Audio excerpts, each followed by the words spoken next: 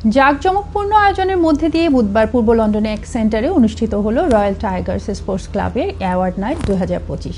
কমিউনিটির ব্যাপক অংশগ্রহণে অনুষ্ঠানটি উৎসবমুখর পরিবেশে পরিণত হয়। সভাপতিত্ব করেন সাইম রহমান এবং সঞ্চালনায় ছিলেন ক্লাব সেক্রেটারি মারুফ আহমেদ। অনুষ্ঠানে প্রধান অতিথি ছিলেন যুক্তরাজ্যে বাংলাদেশের হাই কমিশনার হের এক্সেলেন্সি আবিদা ইসলাম, যার উপস্থিতিতে অনুষ্ঠানকে আরও উজ্জ্বল করে তোলে। ক্লাব কর্তৃপক্ষ প্রবাসী খেলাধুলা ও কমিউনিটি উন্নয়নে তার ভূমিকার প্রশংসা করেন।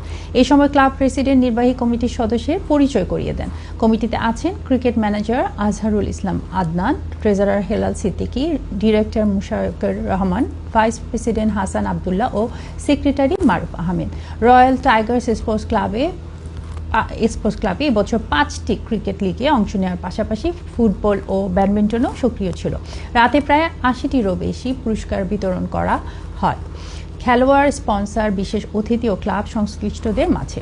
অনুষ্ঠানে উন্মোচন করা হয় ক্লাবের প্রধান প্রকাশিত ম্যাগাজিন, যেখানে ক্লাবের অর্জন, মৌসুমী কার্যক্রম ও ভবিষ্যৎ পরিকল্পনা তুলে ধরা হয়েছে।